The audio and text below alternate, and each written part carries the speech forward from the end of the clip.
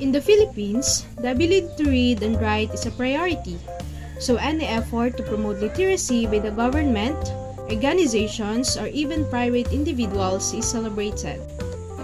It is through literacy that one is empowered to interact in his community and realizes his worth, what he can do, and eventually make him do things that contribute in sustainable development of his society. That community progressively expanded based on the country's literacy data collected through the National Census. Results from the National Statistics Office 2010 Census of Population and Housing shows that 97.5% of the 71.5 million individuals who are 10 years old and older were literate or could read and write, an increase from the 2000 CPH record of 92.3%. Prior to World War I, the literacy rate in the Philippines was at dismal 20%, but it was one of the countries that experienced rapid school expansion in the late 1930s. According to UNESCO, Education for a Global Monitoring Report, and as a result, literacy rates rose to the middle range during the 1950s to 35% to 75%. UNESCO has said literacy transitions are linked to educational expansion. The same findings echoed the observation of Dr. Michael Alba, a research fellow and professor at De La Salle University, Manila, in his journal article, Estimating Literacy Rate, a study relating literacy rate with combined gross elementary and secondary school enrollment rate.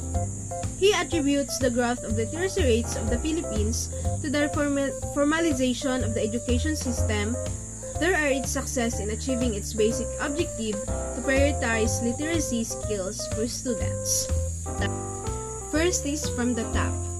Shifts in the country's education system were rooted in structural changes and policy-making bodies throughout history.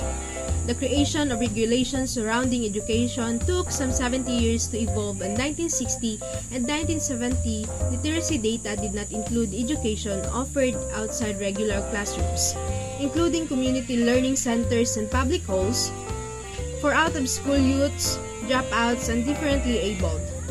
The establishment of National Manpower and Youth Council, the agency tracking in non-formal education, Alba said made a huge impact on the 1980 literacy rate improvement to 91.79% according to UNESCO figures.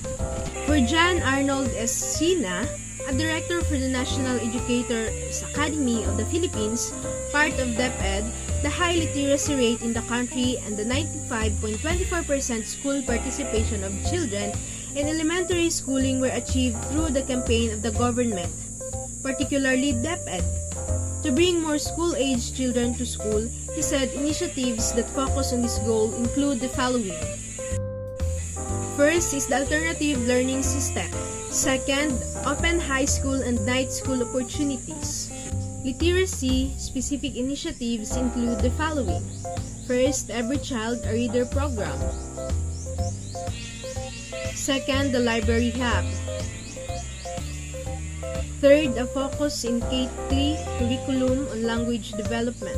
By 2000, organizations inside and outside of the Philippines measured youth literacy rates between 95% and 96.6%. Sina says he provides continued support to teachers and other personnel critical to the reading program in school. Book drives initiated by the private sector are also popular in the Philippines, such as the Philippine Toy Library, which collect books, board games, and even musical instruments, sa Aklat Si Sikat Foundation, and Books for a Cause, a movement that distribute books to schools located in remote areas. Tiara believes that the people should never give up on guiding and inspiring children in achieving literacy. It may be redundant to say, but I always ask myself, how many lives did I touch lately? Or how many did I inspire today?